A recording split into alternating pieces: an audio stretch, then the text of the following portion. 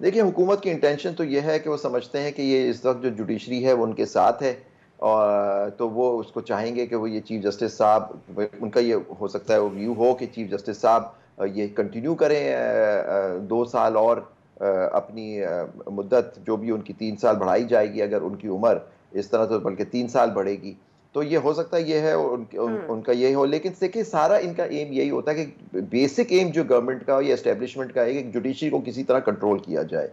और और यही वजह थी जब ये प्रेसिडेंस एंड प्रोसीजर का जब ये कानून आया और वो चैलेंज हुआ और हुँ। उसमें मुझे नोटिस था एज प्रेसिडेंट, तो मैंने उसको अपोज किया था। अपोज इसलिए किया था, ये नहीं था कि पार्लियामेंट बना सकती है, नहीं।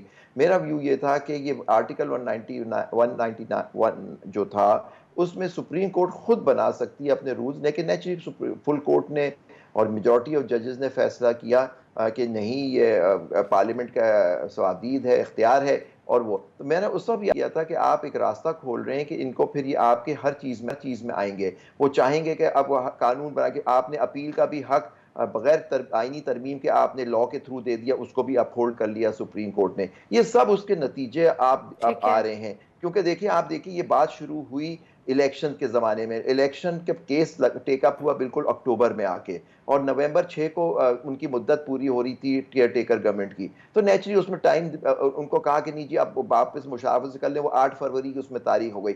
उसके बीच में आप देखिए नवाज हुँ। शरीफ साहब के सारे केसेस ख़त्म हो गए, उनको क्लीन चिट मिल गई, वो समीउल्लाह बलोच का केस ओवर रूल हो गया और उनको सबको इलेक्शन लड़ने की इजाज़त मिल गई। तो ये सारा एक तसलसल से ये बात चल रही थी, और मैं समझता हूँ कि हुकूमत का मेन एम यही होता है, हर किसी हुकूमत का, कि वो चाहते हैं जुडिशरी को कंट्रोल करें।